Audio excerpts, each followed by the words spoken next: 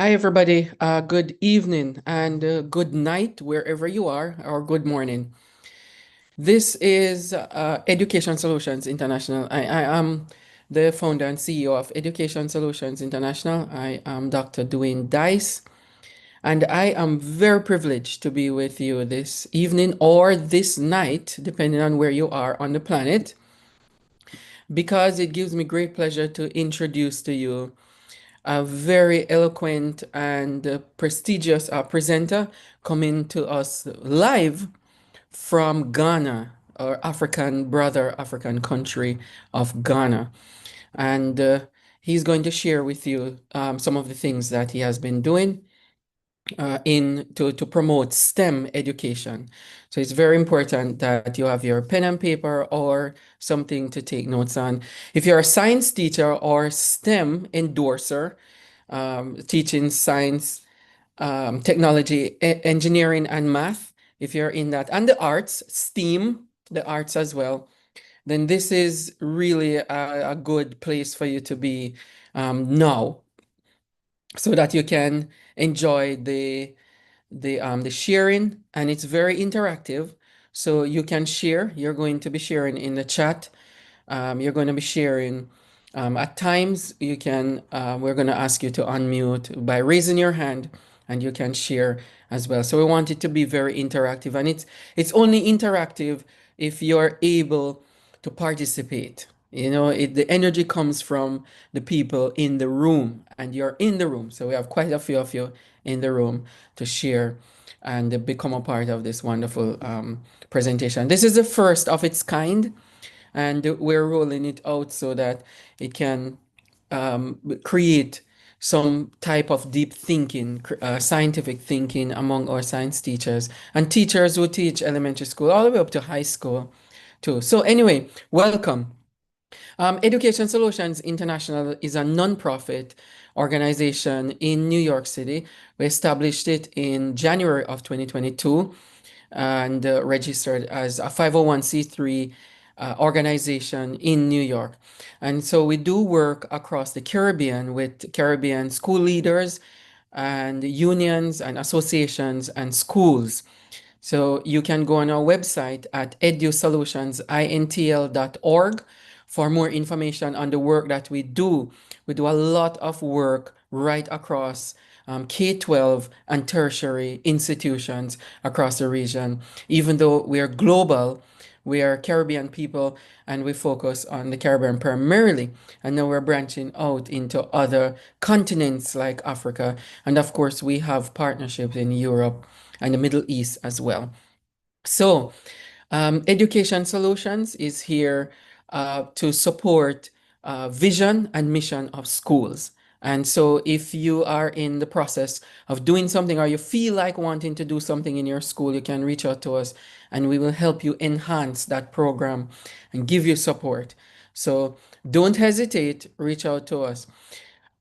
Also, for this workshop, the Zoom into Science creative instruction with everyday material workshop, this one, you can receive a certificate. The workshop is free, it's totally free. However, if you want to receive a certificate of attendance, you want to go and look at the link in your confirmation email that was sent to you. And I'm going to drop the link in the chat close to the end of the program. And there's a $5 donation to Education Solutions International, and you'll get your certificate of attendance. It's a very small cost, but it goes a very long way to promoting programs like this right across the globe. So we're bringing more people from diverse background to offer training for free online.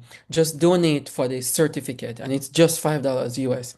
It's not really, it's actually less than food, one meal. Very, very less than that. Okay, so I will drop the link in the chat, but you can always go to your confirmation email and you can click on the donation link in that confirmation email and donate for just for the certificate. You don't have to donate for everything. If you want to donate to Education Solutions International, you can. But for the certificate, it's $5 donation. Okay, so let me introduce our speaker. if you need to ask any question, you can drop it in the chat. In YouTube, we have our audience on YouTube as well, live. If you want to drop it in the chat, you can drop your questions and comments in the chat on YouTube or on Zoom. And while the workshop is going on, you really need to participate. So you want to drop your answers to the presenter's questions or sharing. You want to drop it in the chat so that you can share and be very proactive in the participation here. Also, there will be time, and I say this again because people are coming in. There will be times that you will be able to unmute and you can share by raising your hand. The people who are on YouTube, you won't be able to share, obviously, using your voice, but you can share in the chat, and we will bring those sharing over in the room right here with us, so people can hear what you're saying, and we will highlight your name, those of us who are sharing in there. So as people trickle in, we will begin because Isaac is in a different time zone and he's 4 hours ahead of New York. So we have to get him situated and that he can sleep for work in the morning because he's ahead of us in his time. So I'm very happy to have him here with us, and I will give you information in the chat as we go along. So, Mr. Isaac Sagbodzi is from Ghana, and I am desperately trying to pronounce his name because we have a problem with pronunciation. I hope he can forgive me. Sagbodzi Isaac. He is from Ghana, and he's a curriculum and a training officer at Practical Education Network. He's also, and you need to check in with him on this, he's the founder of Sky Consult Education Specialist. So his consultation is Sky Consult, and you can check him out on LinkedIn by just typing his name, and you saw it on the flyer already. Those of us who register, his name is all over the flyer. He's also a curriculum specialist. He's an education specialist, and he is an instructional design. He's an instructional designer. He's also a curriculum, an education consultant, and a teacher trainer. So you want to check him out on LinkedIn, primarily on LinkedIn, if you need information. And if you need information, reach out to us at edusolutionsintl@gmail.com, and we will link you to him. That's edusolutionsintl@gmail.com, and we will link you to him. Okay. This is not going to be the first or the last time that we're crossing path here. We're going to be partnering with him and his nonprofit. It's the Sky Consult to do some more of this type of work because he's very good with the hands-on opportunity. And then putting a plug here for those of us who are somewhere in the Caribbean. One of these days you will see him in person doing one of these one, because we want to share ideas right across the pond, and the pond there is the Atlantic Ocean. Okay, all right, I'm going to hand over to him now. And so his screen is up already. And remember, just to give you some information here, you're going to be sharing, you're going to be very active in the chat. He's very practical. It's science, it's practical, and you're going to share in the chat when he poses a question, or you need to make a comment. The same thing with YouTube. We're looking for people who are participating in the chat in YouTube and on Zoom. And then on people on Zoom, if you are, there will be a time when we ask you to raise your hand, we unmute you, and you share out very quickly and robust, and we keep the conversation going and it's speeding along. So at least quite a bit of people can share, those of us who are in the room. So keep it very active and productive and professional. Okay. All right. So Mr. Sagbodzi, I'm handing over to you to take it over from here. Thank you so much for being here, and it's my privilege to have you on with our wonderful teachers here and principals. Thank you very much, Dr. Dwayne Dice. Yes. It's my pleasure, and I'm happy to be on this evening. to learn from you and as well share some insights with you. Uh, I would be happy to introduce myself just a little. My name is Isaac Sugbaji. Yeah, so the pronunciation is Sugbaji, and I am the curriculum and training officer at Practical Education Network. And PEN is a not-for-profit organization in Ghana which specializes in using locally available materials to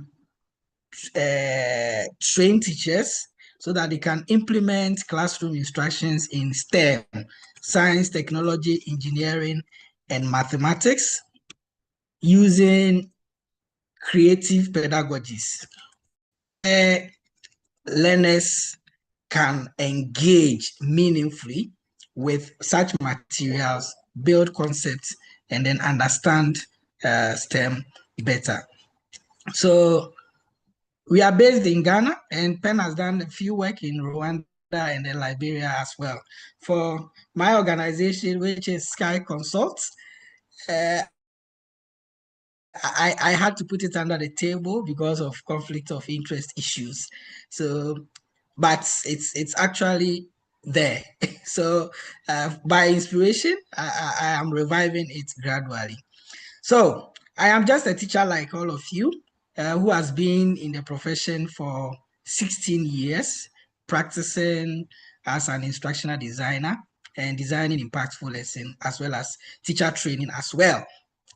So I am more committed to the use of locally available materials to teach STEM in a practical and engaging manner. Now, zooming in straight into our training, I want to find out from you. You can put it in the chat. Is there anything you have around you? Anything you have around you which you can grab? I have my own here. I have some spaghetti. Is there anything you have around you? You can just grab it. Anything you have around you. Yeah, some people say bottled water, a scarf, Yeah, marker, pen. Yes. great, great. Just grab it. Just grab it. And then I have a question for you. How can you use what you are holding now in a science lesson? You can put it in the chat. What you are holding now, how can it be useful in a science lesson? For those holding markers, apart from using the marker to write on the board, what else can you use that marker to teach building concepts in your learners? You can put that in the chat as well. Dr. Dwayne will help Yes. me get a few. Oh, yes. Scissors, markers. All right. Good, Mhm. good. So Sharika said a remote can be used to show technology. And Natasha said I can teach. Amazing. Yeah, I can teach properties of water, different states that Mhm, water exists in. The mhm. scarf with oral, thank you, oral said the scarf to teach measurement and bonding is very good.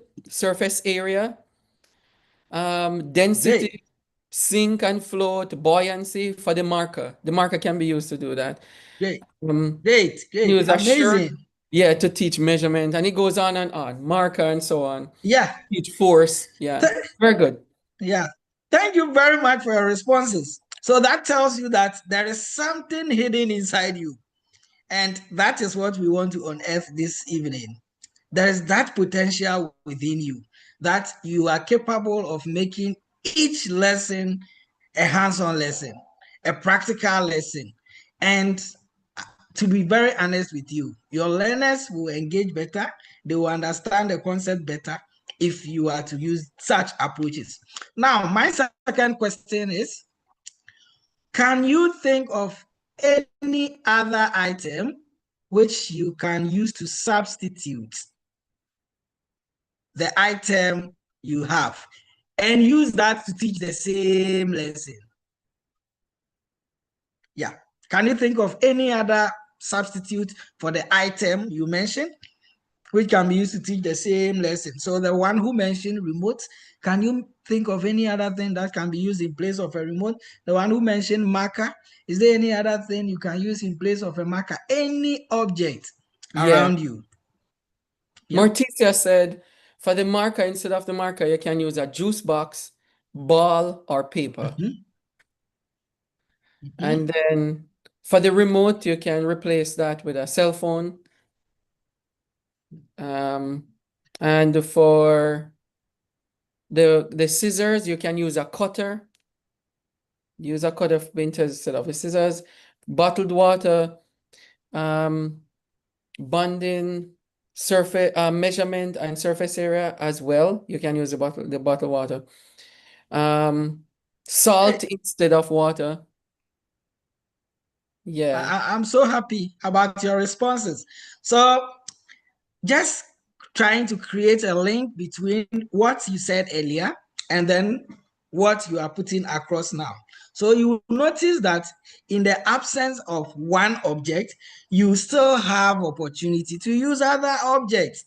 And for teachers, as part of our training, we are always told to improvise, improvise, improvise, improvise. But at the end of the day, when we get to the classroom, we look at all the limitations and then we are held in one tight corner.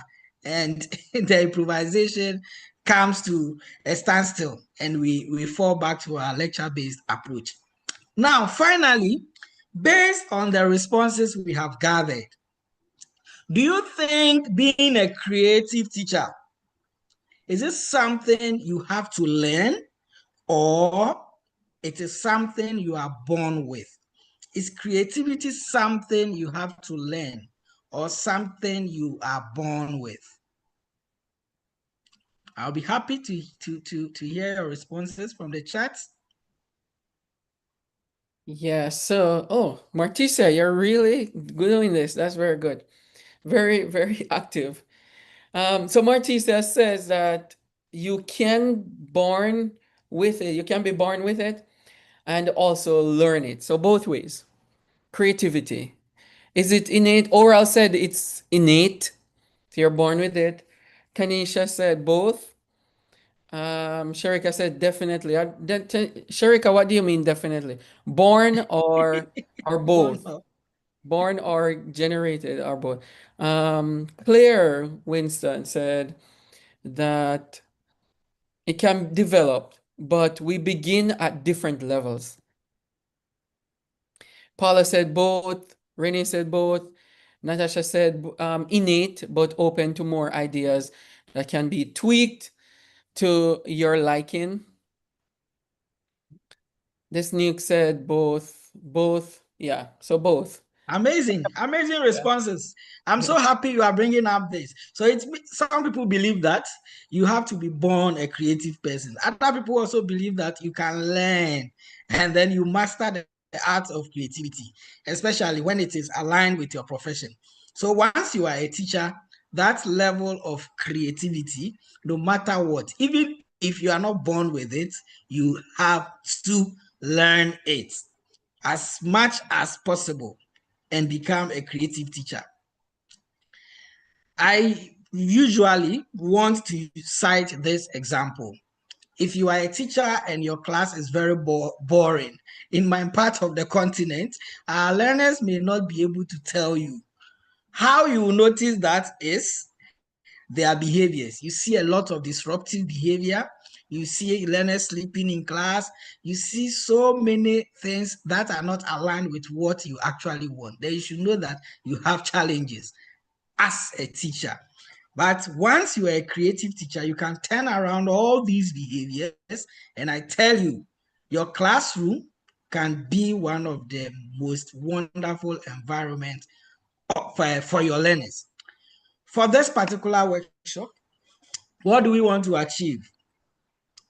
We want to understand the benefits of using everyday materials to teach science concepts.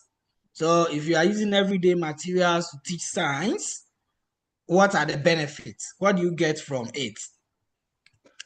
Then again, we want to have some experiences. We want to experience practical science demonstrations with everyday materials. So everyday materials around us, what can we use them for? How can we use them in our classroom? We will talk about that as well. And then we will also brainstorm and design at least one classroom activity using local resources. So based on the resources that are available around you, you yourself, you can design a quick lesson on your own, and then we can have a discussion on what you are able to bring up.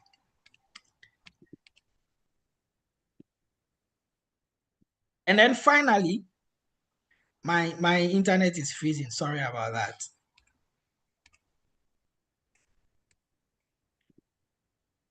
Yeah, you're doing well. You can, let me see if you can come off. You can come off camera for a little Okay. bit to save on the bits, the bytes, and then when you're ready to demonstrate, you can come back on.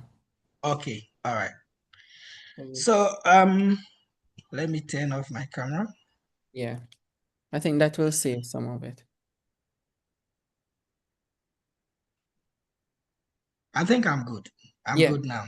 And also, we'll reflect on some of the strategies we can localize for our own settings as far as teaching and learning is concerned.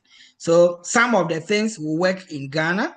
Is it possible to adapt it to the Caribbean context? Some of the things will work in America. Is it possible to adapt it to the Caribbean context? We'll consider that as well. Yes. So based on that, I just want to find out from you, why do we have to use everyday materials in teaching science? Why should it be so? Why do we have to use everyday materials? Even if you have the sophisticated laboratory after making learners go through whatever lesson, why is it necessary to give learners that opportunity to use everyday materials that are visible around them to still demonstrate such concepts and understand the scientific concept from that point of view?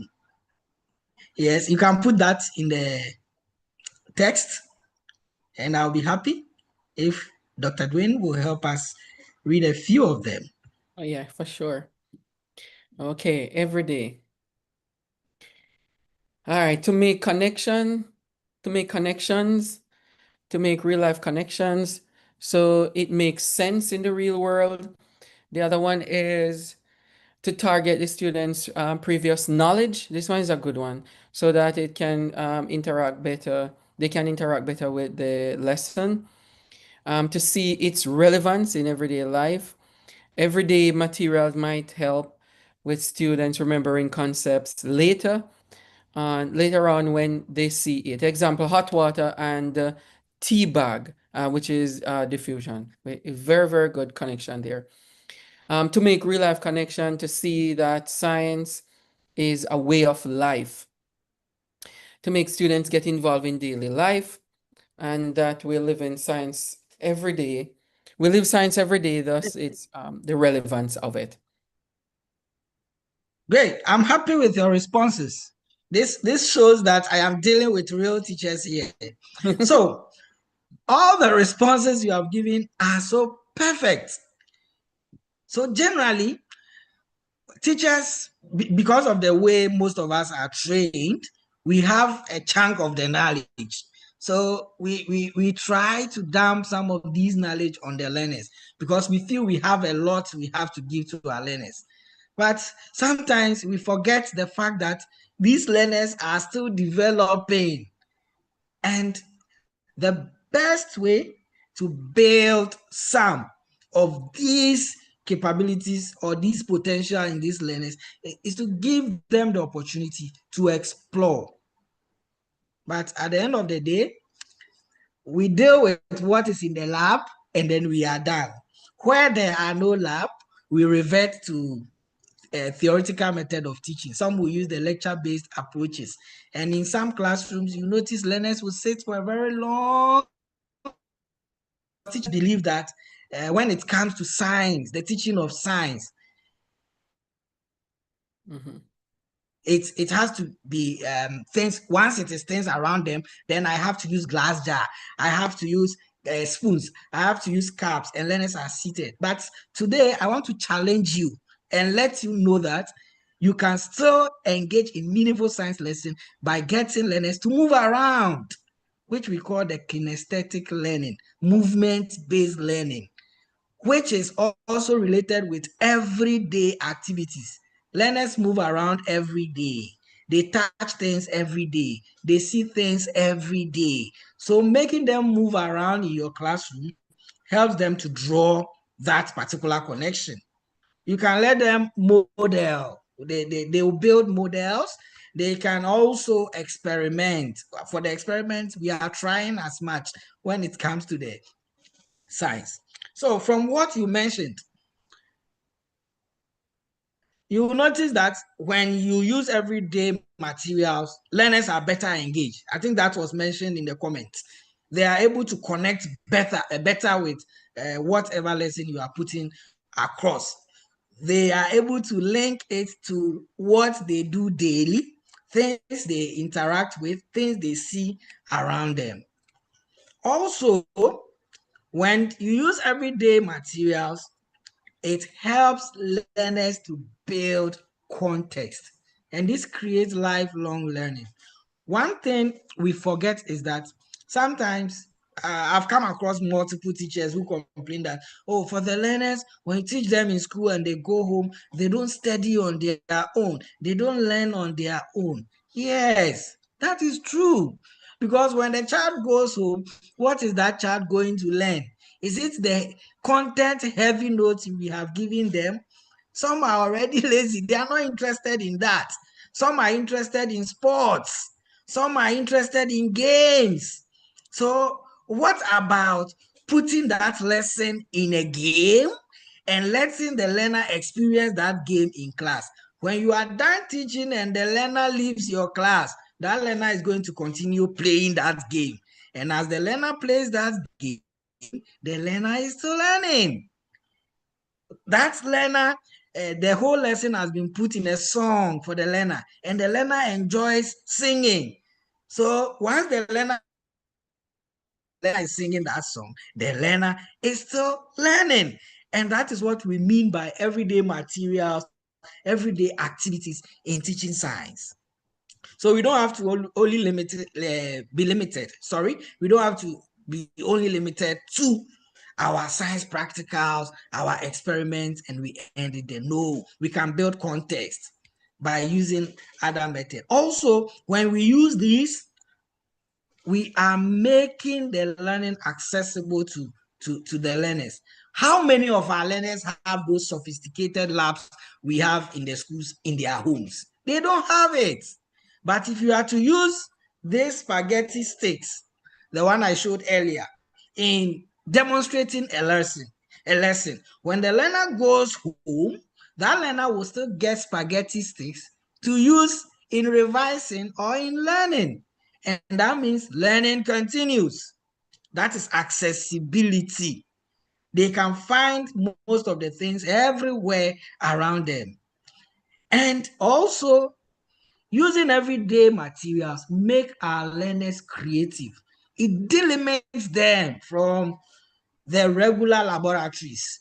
They are able to dissociate themselves, come back to the ground, associate themselves with the real world, and then carry out some activities that are so potent in their development, making them more creative.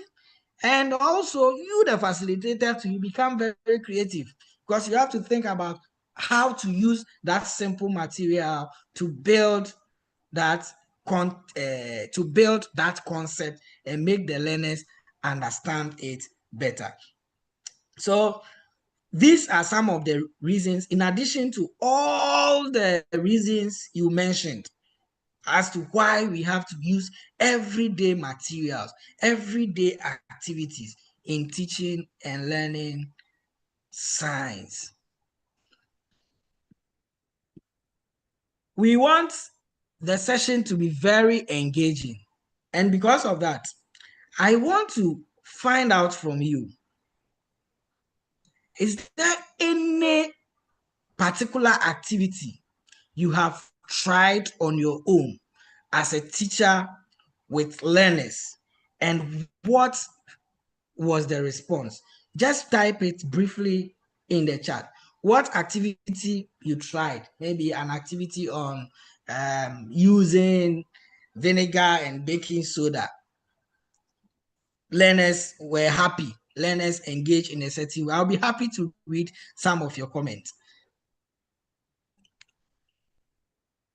As I wait, I want to put this across. Maybe you can think about something you did in chemistry, something you did in physics, something you did in life sciences, or something you did in sciences.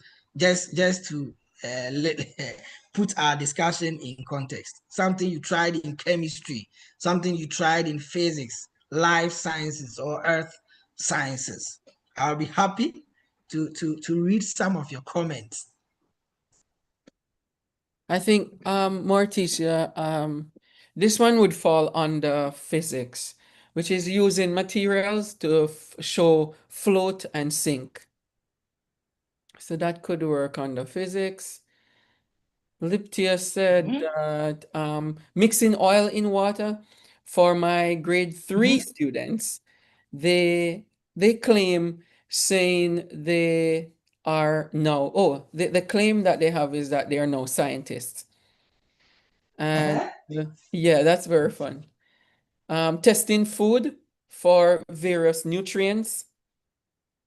This one is very good. Angela Higgins, Karma, which grade level is this where you test food for various nutrients? And then Paula said, testing for starch and fat. Yeah, I used to do that too when I was teaching science.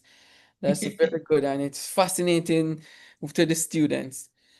Shernet said the creating and erupting volcano. I was waiting for somebody to say this because Yeah, go to, I'm waiting for build it that too. out of paper mache, and then having the baking soda and so on. And he use a food coloring, baking soda, yeah, vinegar and hot water. They love that one. Natasha Yeah. said diffusion of potassium, um, permanganate crystals in water.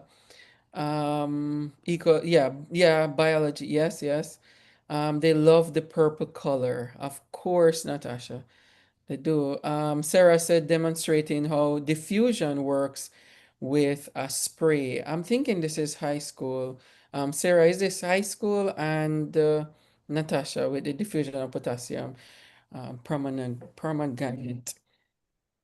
Um, And yeah. using sugar and water for mixture, trying. Yes, so these are very interesting activities. So it means that we Angela, are sorry, already doing a lot. one second, Isaac. But the Angela, question yeah, is, yeah. how much are we doing? We are really doing well, but how much are we doing? Yeah. What we are doing, is it enough? But I want to challenge you. Under no circumstance should you teach a science lesson without allowing learners to get their hands busy. Anytime we teach without making our learners get their hands busy, we deny them of very important core competency, such as critical thinking. This is something you cannot build with talking, what we call talk and chalk in Ghana. You cannot build critical thinking when you are the only one talking. You cannot build communication skills when it's only you, the teacher, demonstrating the concept. You cannot build digital literacy when you are the only person doing the presentation.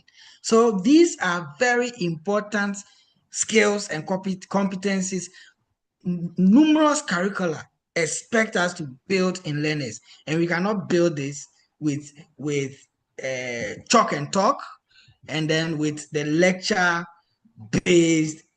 approaches to teaching. I have some substances here. Let me show my video at this point. Yeah, if you're gonna demonstrate from your camera, you might want to stop sharing and it goes to you. I can spotlight it. Okay. Yeah. All right.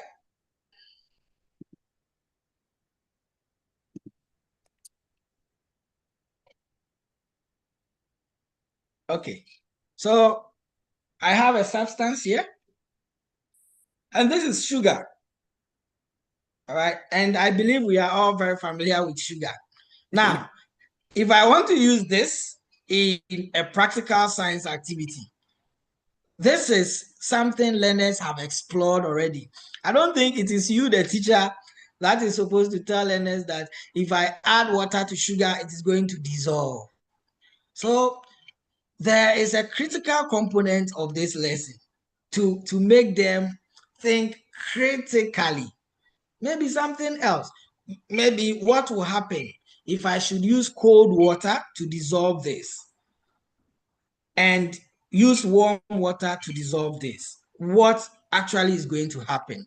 Then it means you are throwing them into a point where they have to think critically, right? Some will make guesses, they will hypothesize, and that is the beginning of building curiosity.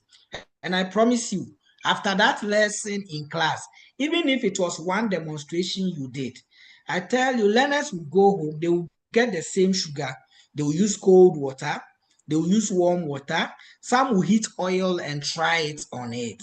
And I tell you, you are building chemists already. You are building chemists. So I have warm water here in my kettle. I have my sugar there. So if I should add this sugar to, let me take some sample here. If I should use cold water to dissolve it and use warm water to dissolve it, which one is actually going to dissolve faster? So this is a question I have thrown. All right, definitely for us teachers, we definitely know the answer to this. But for our early grade learners, like grade one, grade two, grade three, sometimes up to grade five, they may not know the answer. So that is where you throw them into the point of critical thinking, and then they can hypothesize and come up with their answers. All right. So since this is a common practice, I don't want to waste time. I'm just adding my warm water here. And then possibly I can also add my cold water.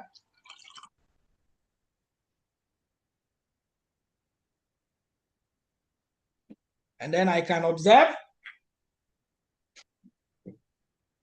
what happens.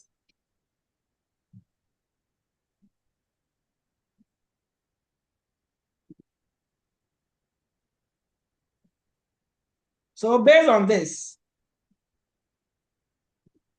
my learners can make their own conclusion. So I started by posing a question. What will happen if I add cold water to this and add warm water to this? They may make guesses. Some will say nothing will happen to the sugar. Some will say the sugar with cold water will dissolve first. Some will say the one with the warm water will dissolve first, whatever. But after this, when we tried it, what happened? So this is where you get, the learners will get their hands busy. So in this case, your work as a teacher shifts from being a teacher to being a facilitator. You are facilitating learning. But when we are always pushing the knowledge to learners as if our learners are what we call tabula rasa, that was what we were taught in training college. They are blank slates on which we want to write. Then it means we are denying them of a lot of great potentials. So let me drop this, and then I'll go ahead with another activity I have here. I have something, I think someone mentioned it earlier, something on diffusion. And I have a substance here. This is curry powder. And I can also go ahead with the question. If I add curry powder to warm water and I add curry powder to cold water, which one would diffuse faster? Or what will be the difference between the diffusion rates of the two? And this is something learners might have tried with maybe cocoa, with tea bags, but they may not have thought about it. And this is an opportunity to get learners to think critically. Let's not forget that our role as science teachers or STEM teachers is to build. We need to build certain competencies in our learners.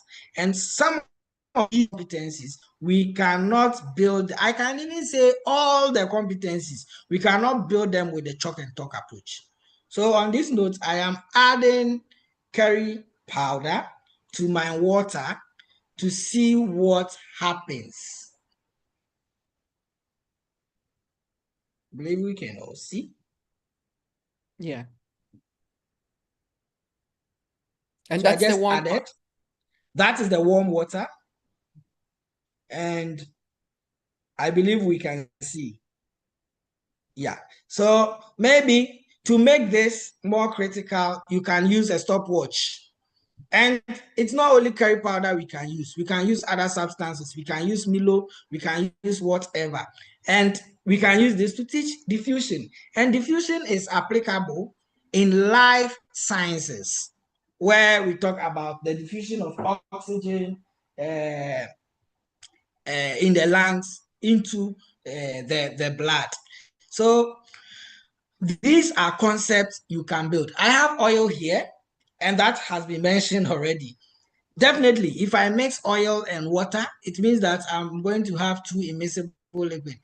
And for us adults, we know definitely that when we add oil to water, one of them will float, right? Oil will float on water. But if I want to break that, then what do I do? Is there any idea? If I mix oil and water, it's almost my oil and my water is almost looking the same. So let me use the oil that has color. This is palm oil.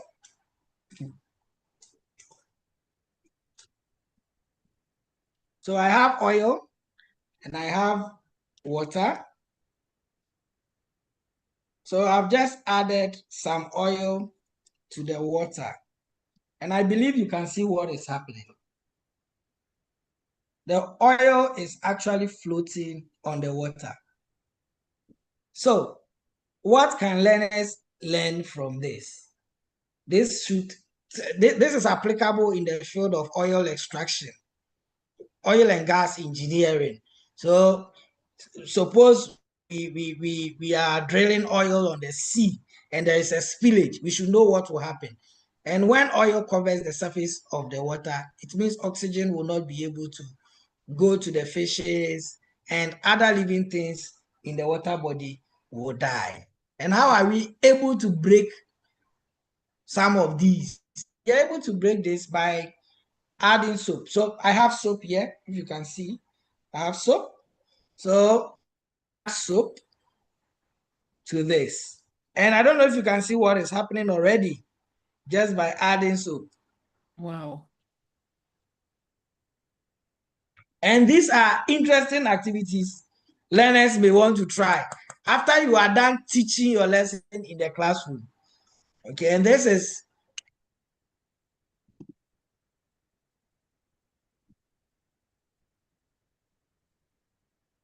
something that was not mixing earlier. I just added soap and the two substances have mixed. All right, and these are how emotions are generated, pains and the rest. So we have the potentials. Sometimes we have to allow the learners to explore. And once they explore, sometimes it is interesting how I am able to learn from my learners just by allowing them to explore. And they come up with great ideas. So let's not limit them. Give them the opportunity. Just allow them. Sometimes we will talk about some of the things later on. I also have a water here, but I've added soap to this water. I have something, I don't know if you can see it well. Can Yes. you identify this? Yes, yes. That's it, to test for Yeah. pH. Yes. So exactly. So these are things we have around us. And if we want to test for pH, this is what we are used to, right? Mm. But someone mentioned that they are able to use local extracts to create indicators. And that is so amazing because this is what we know. We know of the litmus paper, we know of the other solutions which we use to test for pH. But I can tell you that for some of our local schools, they are not privileged to have this. So if you're a science teacher in such a context, what do? It means the whole science curricula we are using, no matter which country you are in, it is meant to build something. And science curricula, all science curricula is drawn from the environment, just to make sure that whatever the learners are learning, they are able to relate with their natural environment. So if you're a science teacher and you are not able to relate properly with your environment, then you are going to have serious challenges. One, in demonstrating concepts to your learners. And in the end, it means you are going to give your learners what is available in the textbooks. But one thing I would want to add is that for every topic you want to teach, there is a demonstration, there is an experiment, there is a kinesthetic activity which you can use. You would have to sit down, plan ahead, and know which one will benefit my learners at this time. Definitely, we cannot use the same approach to teach throughout the school year. You cannot use demonstration throughout the school year. You cannot use movement-based activities throughout the school year. You cannot use experiment throughout the school year. So a blend of all these together will create that engaging environment for your learners to enjoy the science lesson. With that being said, I want to please, can you see my screen? Yeah, it's coming up. Okay, great. So I would want to share this with you. What are some of the things you would have to focus on the most if you want to be using local materials like I'm using? Most of you are doing well already, but we'll come back to the challenges that come with them. It means you will have to prepare thoroughly. Some of these activities, I remember a specific activity, lemon battery. I don't know if anyone here has tried it before. If you have tried it, you can put it in the text and then we'll be happy to read that. Lemon battery, using lemon to create battery. I remember one teacher who went through practical education networks training, PENS training, and there was this activity in one of our manuals, and the teacher said he tried it with the learners and the activity didn't work. And he was so devastated. So I asked him a question. Did you try the activity on your own? He said no, he didn't try it. He only took the activity to class to go and do it with the learners. And it actually failed. Let me also give you my personal experience. When I was teaching at Madonna School, I made learners create lemon battery and they used it to power LEDs.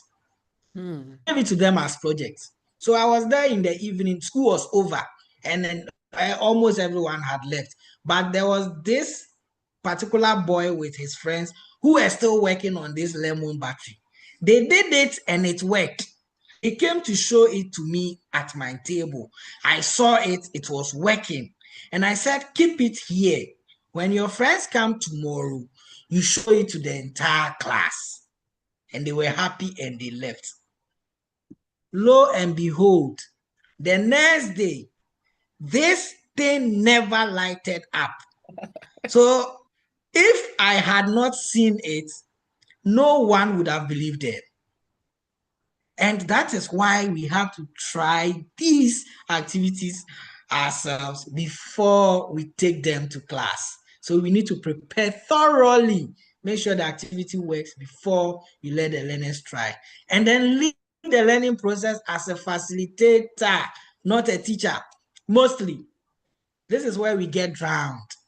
Sometimes we want the learners to know we are desperate. So, and sometimes we are fighting with time and all that. So, because of that, we just give them the knowledge. And everyone in the world knows that the easiest way to deliver content is to use the lecture approach. So, we all end up becoming teachers even at the tender age. Please, let's allow the learners to explore. And we have to emphasize collaborative learning using group-based activities where learners can carry out activities in their groups, and then they will come back and share what is going on. It will be an opportunity for you to correct some of the misconceptions and misrepresentations that arose from their group activities. Again, you need to focus on making small progress at a time. For some of us, this is not something we have been doing, or this is not something we have been trying. So when you start, it may be very difficult. But I tell you, focus on making small progress. Maybe this week you're able to do one activity. Next week you were able to do one. The following week you can try two the whole week. The following week, by the time you realize you are a perfect facilitator when it comes to implementing hands-on learning using locally available materials. I want to also add that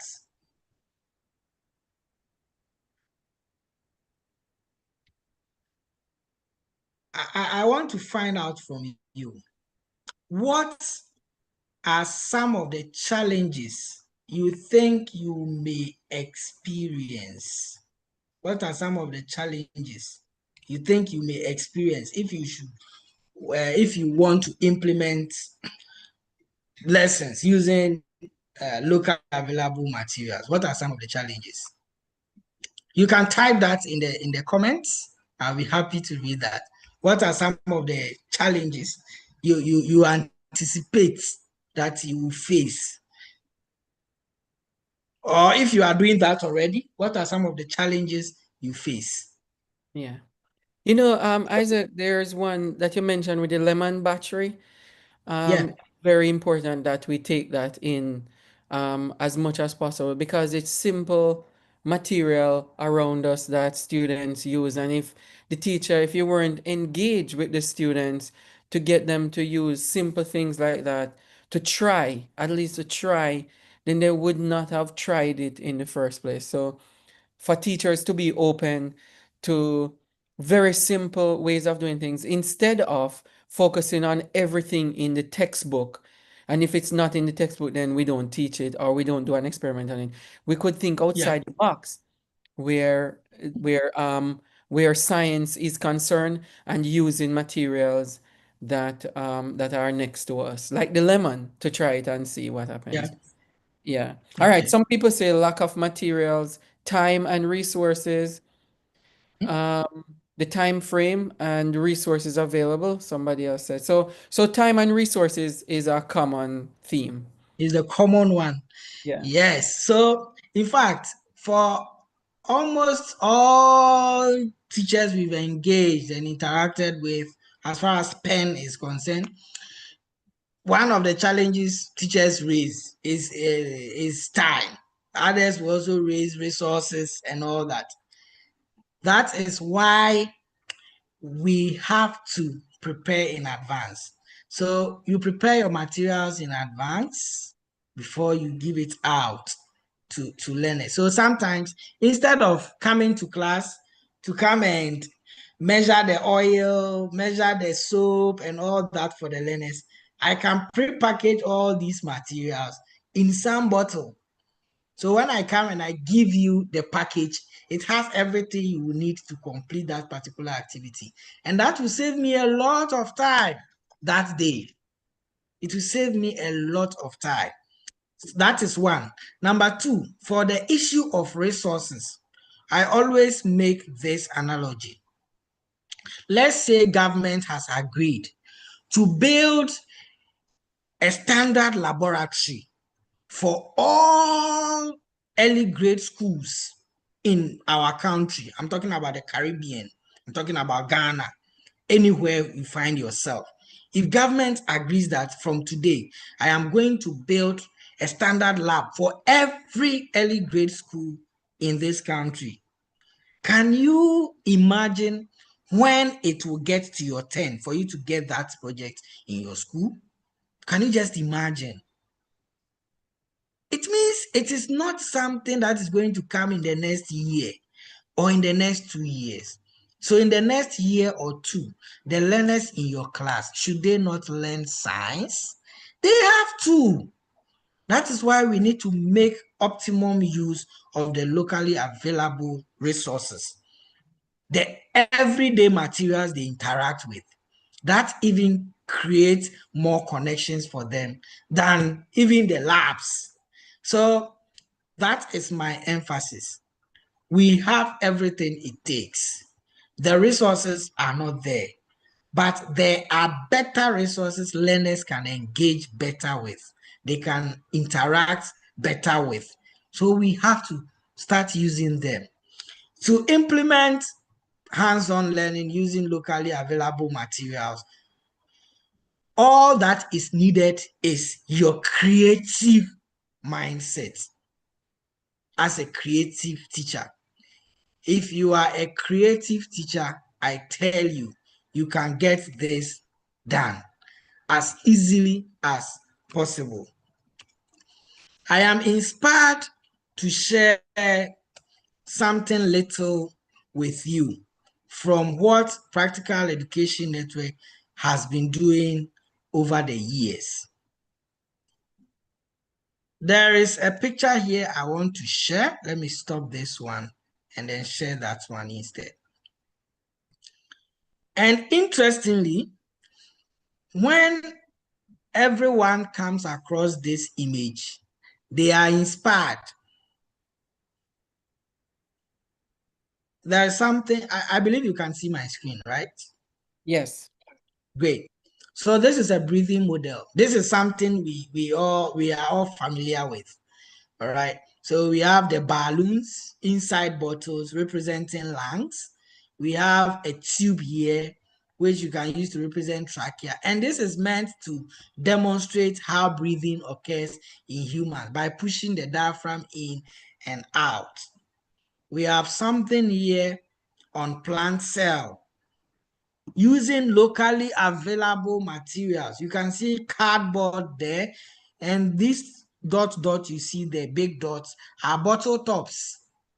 Mm-hmm. And the teacher does not have to build this by yourself.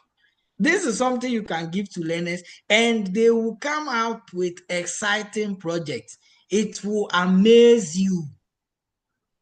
Look at the last one on digestive system, using locally available materials, using cat bottles, using tins, using bottles and tubes.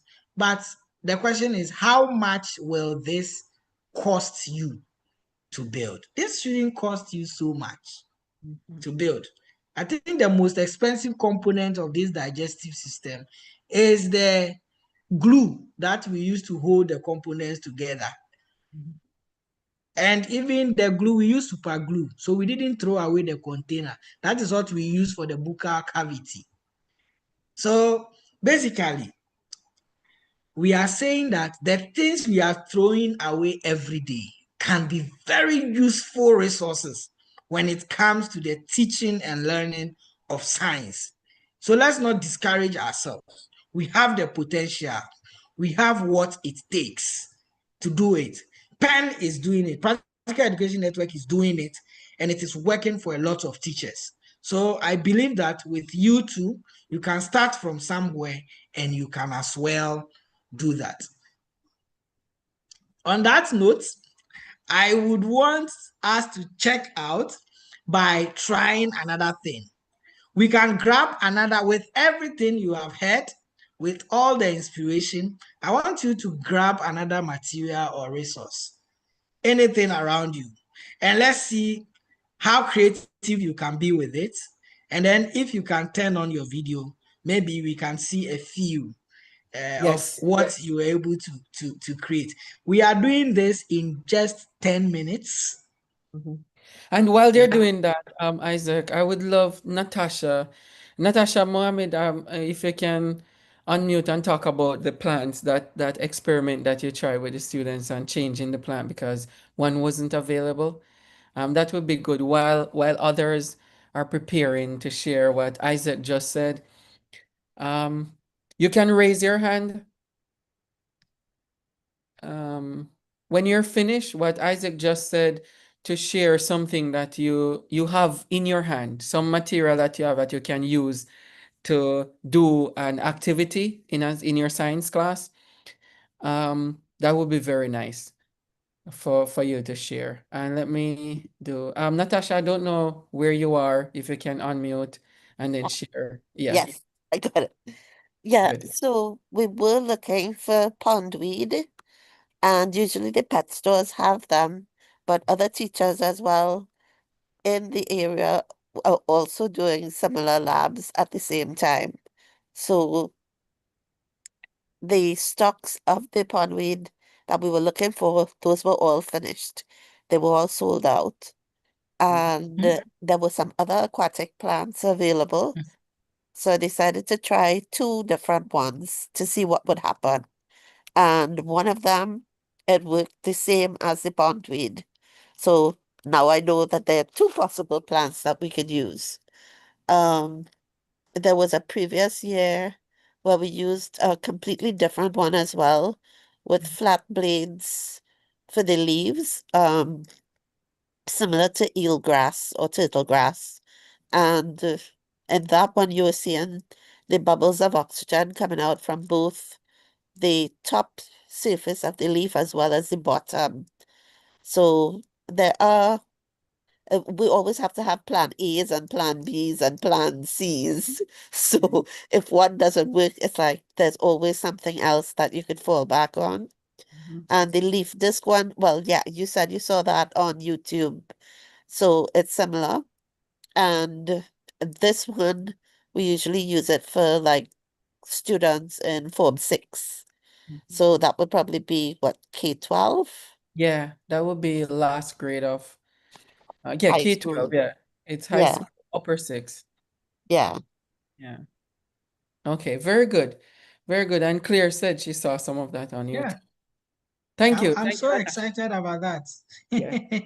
Natasha, congratulations. Yeah. All right. Let me see. Isaac, I don't see anybody raising hands to share. Okay. We need somebody to share, based on, because Isaac did a wonderful job here with the demonstration. So if you can do something like that, or even if it's not complete like his. All right, oral, yes. Hmm? Go ahead. Yeah. So good evening Yeah. to you Good and evening. greetings to everybody who's listening. The session was absolutely amazing. I just want to say thank you for sharing. Mm-hmm.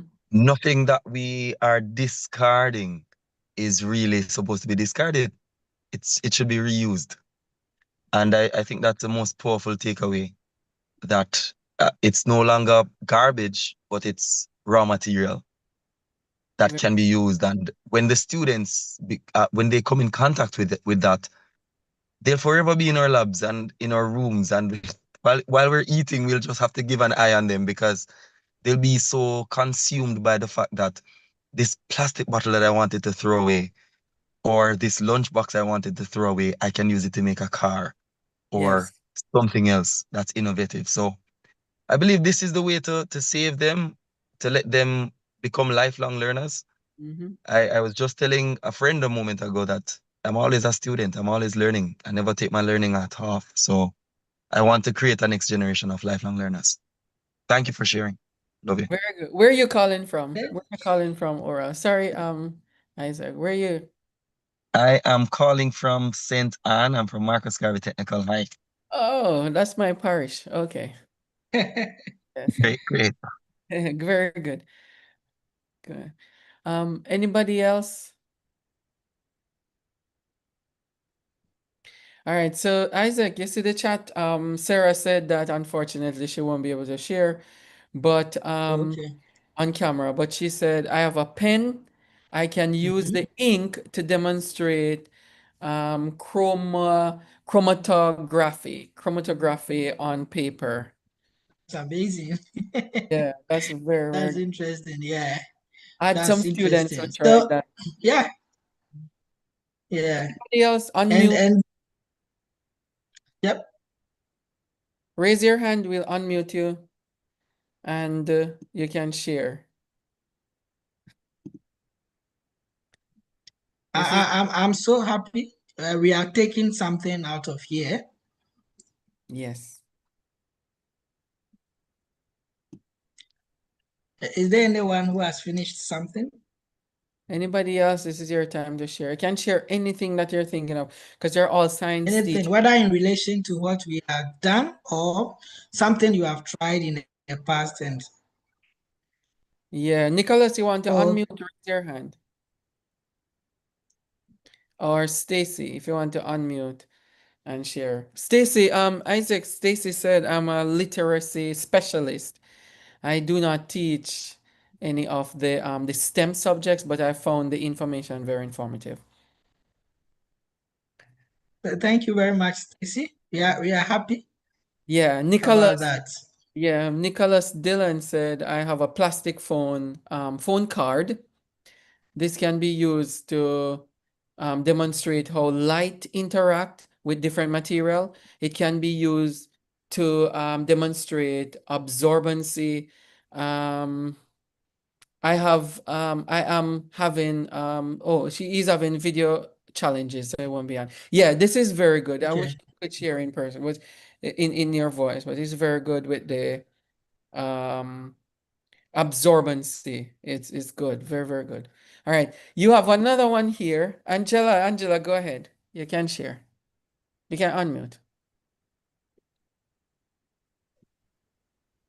All right. So for me, the takeaway here is that we can use what we have.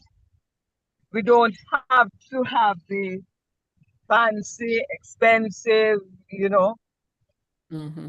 tech stuff to get the lesson across. Because I know at times it's easy for some of us to say, okay, the playing field is not level. Right. Because this school has this, whereas my school only has this.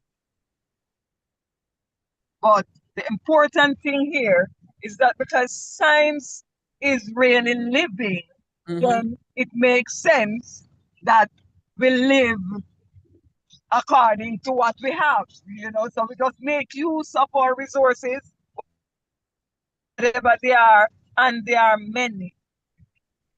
I remember years ago, my school was involved in an educational project, and we dubbed it Managing Waste Effectively. And we found use for everything. We got a certificate of excellence for that, managing waste effectively. So, as I heard somebody spoke earlier about not throwing away things, what we think don't have any use, we can always find use for it, and it helps in our lessons. Yes. So Yes. that's it for me. Yes. Very good. Very good. Very, very good. Um, Isaac, Yeah. yeah, Morticia said that she allowed her students to use straw, empty bottles, and a balloon to make a car, and the car has to move with the balloon. It pushes it, the air pushes. Yeah. Good. Yeah, very, very good. Oh, Natasha is on again. Natasha, you see, right? You're very, very engaging math teacher. Natasha said, I'm thinking for your experiment that you use, Isaac. Um, Natasha said that she used potato the lime one potato could have been used instead of the lemon to make the battery. My upper six class also did separation of chlorophyll pigments in spinach leaves using filter paper and antitone, which is the nail polish remover. Simple equipment and relatively low cost equipment. Yes, that is good. Very, very good. I might have to engage you later on to come on, like Isaac here, and do some of that. Very good. He could peer with you, Isaac. Yeah, I'll Yeah. be happy to. Whoa. Um, yeah, balloon driven car, according to Dahlia. Balloon driven car, yes. Mhm. Phone light shining on the TV. And so what Tanisha said, have my phone light shining on my TV went off and can be used to show how white light passes through a prism to form the colors of the rainbow. Yes. That's Yeah. yeah, amazing. I'm so happy with the responses we are receiving here. I think I have just about 5 minutes to wrap up. Yeah. Isaac, do you have Yeah, the lesson planning? Just talk a little bit about lesson planning, just briefly. You don't yeah, have to go into detail because yes, we have a yes, type of yes, lesson plan, yes. but maybe in Ghana, not the entire continent of Africa, but what you're doing in Ghana in general, about lesson planning. All right, all right. So for Ghana, we are using the standards-based curriculum. And for the standards-based curriculum, we expect all learners to achieve a certain standard. So if it is communication skills, we expect that at the end of your lesson, all your learners should be able to communicate effectively on a certain indicator. So we have the indicator there. All the learners should achieve that standard. If the indicator says the learners should be able to explain chromatography, it means that all the learners in the class should be able to explain it. If the competency is that communication skills should be emphasized, it means at the end of the lesson, all learners should build that communication skills. And that is how the curriculum is built. And in the lesson planning, we look at your starter. It means that you cannot just enter a class and then you start teaching. There should be something to start with. And that starter should be related to the lesson you are going to deliver. So usually most teachers love to use songs. So they are favorite songs some want to use. Some will do, I'm counting one. What is one? One is one alone. Alone it shall be. And this is a very nice song for early grade 1, 2, 3, 4. And they use this to as a starter for most of their math lesson. And some too will do uh, I'm trying to remember some of the starters. Some will send learners out of the class and will make them observe the environment as a starter. And the starter is just about 5 to 10 minutes. Okay. After that, you come to the introductory phase of your lesson. So if you are going to teach something about osmosis, how are you going to introduce that lesson to the learners? Are you going to use a hands-on activity? Remember, everything we have talked about today, you can push it either at the beginning of the lesson as an introduction, you can push it at the middle as the content of the lesson. And then phase 3, which is the closure, where you are closing your lesson. You can use it there. Or you can use some of these activities even to evaluate the lesson. Depending on what activity you have, it depends on where you push it. So phase 1, which is the introductory phase, we have phase 2, which is the delivery of the content. What do you want the learners to know that day? That is where it comes in. So usually that phase will take about 20 minutes, 25 to 30 minutes. And then you come to your closure. You close your lesson And then when you are done, you need to evaluate. So the evaluation can come in different form. Whether you use oral evaluation, you ask them question and they respond, or you give them exercises they do, and then you can mark to assess them. And all this we are talking about, you can use group activity, and that will come in the phase 2, which is where you deliver your content. So that is for Ghana. I know for the Caribbean and other places, they are interested in the 5 E's. Someone has Yes. put it in the comment section. And we are talking about how you are able to engage your learners. And no matter how your lesson goes, you should be able to hook your learners to some level of creativity. I mean, make them curious so that when they leave your class, they will still be interested in learning. And that is what we are considering at this particular phase.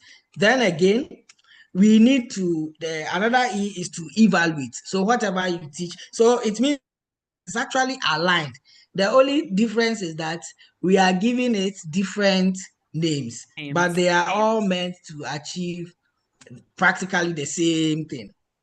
So you need to engage, you need to allow learners to explore. And that exploration will come in the content of the lesson, whether you are pushing it at the introductory phase where you let learners do an activity, or you are pushing it in the middle. However, they should be able to clarify concepts by explaining. That is also another E. And then also elaborate. How are they able to apply whatever they are learning into new contexts?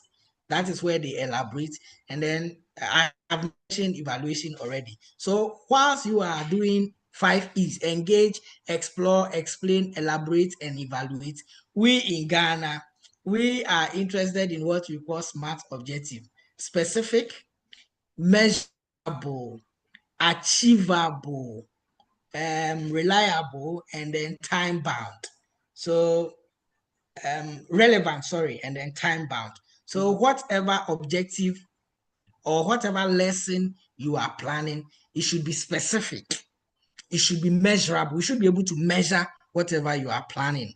It should be achievable. So the lesson you are planning, the time frame, would we be able to achieve it within 20, 30 minutes? Yes. It should be relevant. It should be useful.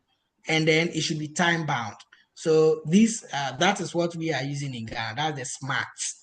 But I see you are using the 5 E's. So basically, that is the difference. But I think we are all trying to achieve the same thing using different approaches. So that will be a brief touch on the lesson planning and preparation. Right. Very good. So you said you have one more last thing to share before you close. Yes. I shared an image earlier, and one thing I would want to add is that the limitations exist. It is not only in Africa, even in the advanced countries, the limitations exist. So if we want to focus on the problem, then it means that we may lose sight of the solutions.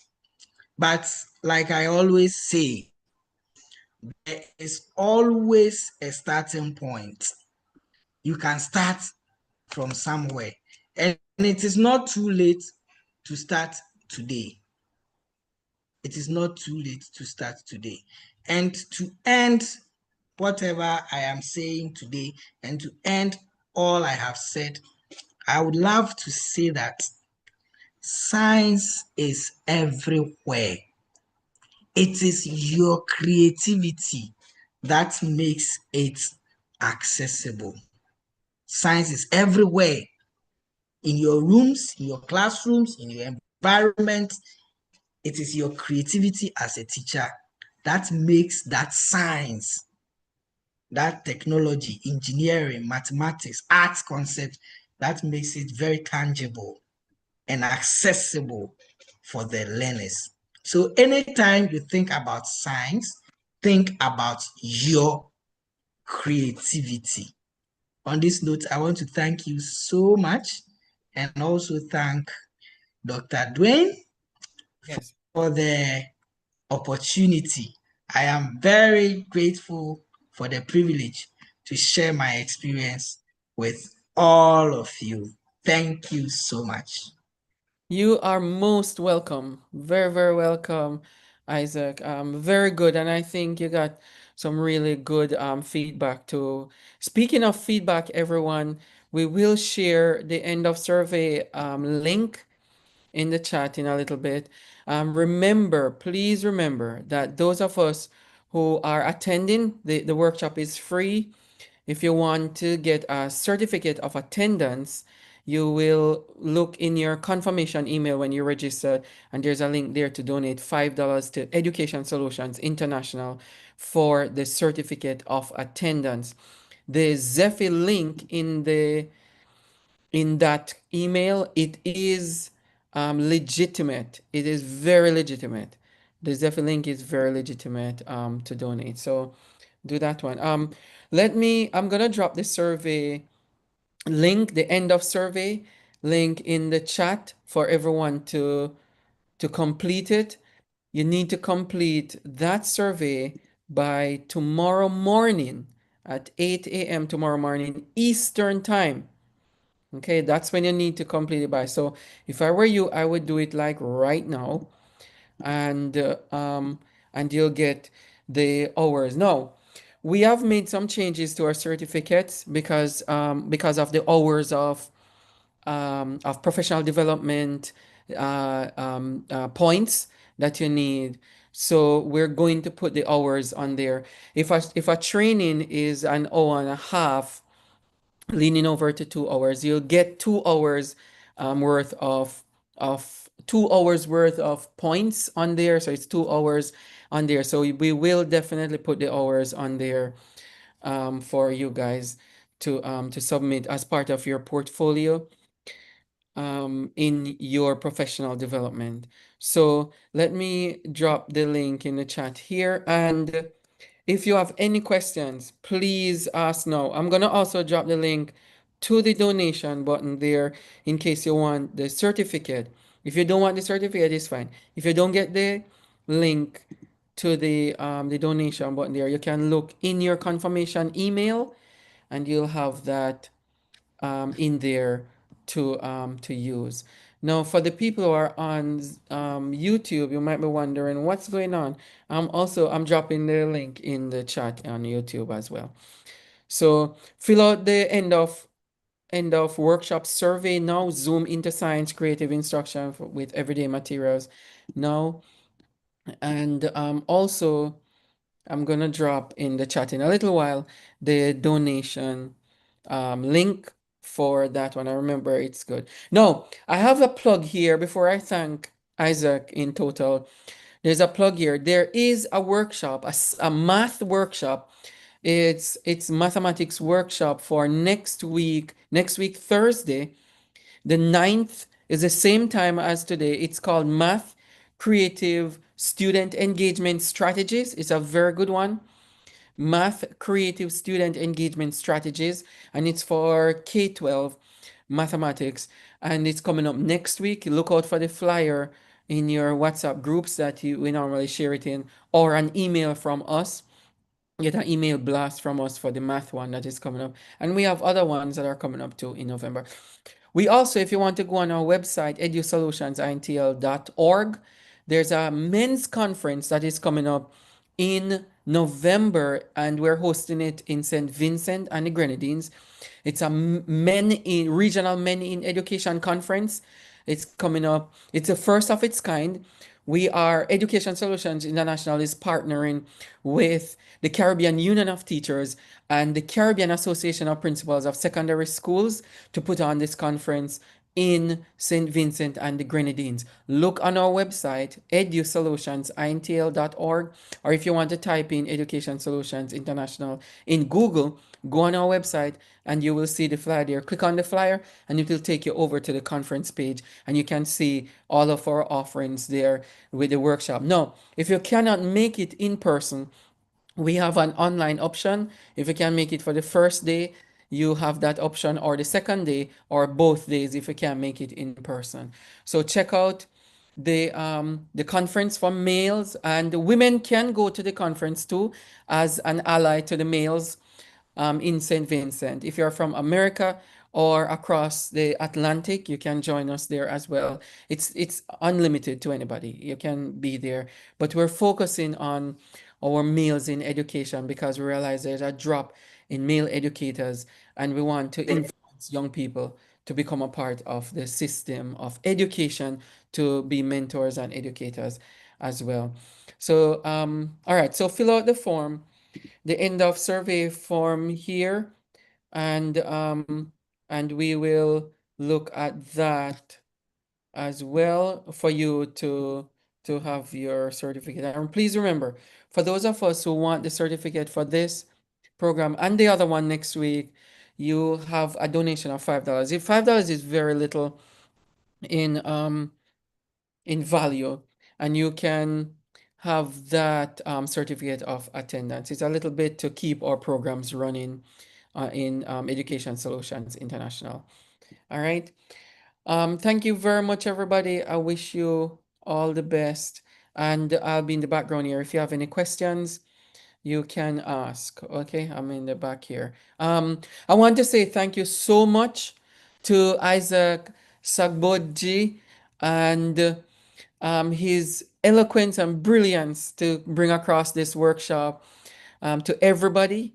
It's really amazing, and I'm privileged, just like him, very, very privileged to have him on here and sharing the platform with him. He's a great, great speaker and an eloquent workshop presenter.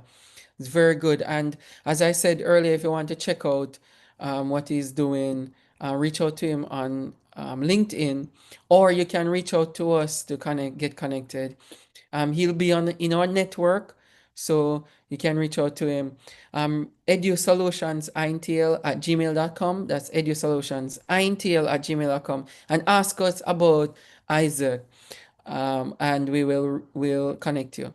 He is a um, curriculum and training officer at his current work with Practicals Education Network, and he has his own nonprofit.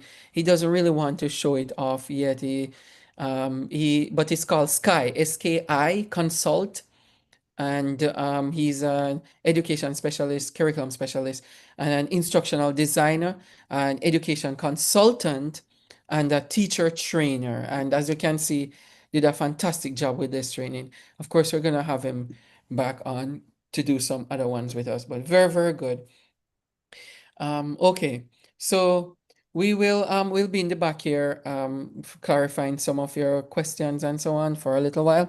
If you want to reach out to us, you have our email address and also phone. So walk good, everybody, and we will talk very, very soon.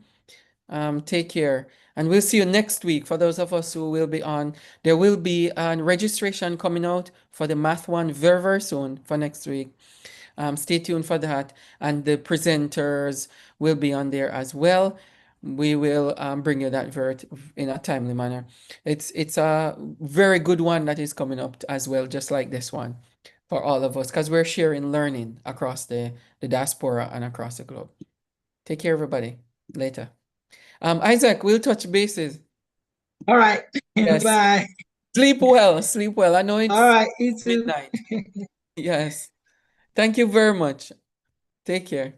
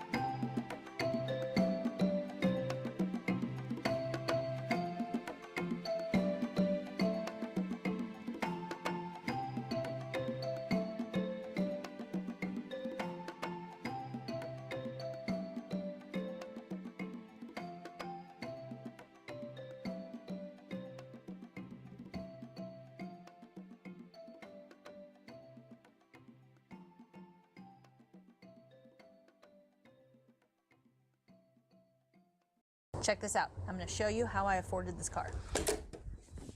Okay, you ready? All right, 100.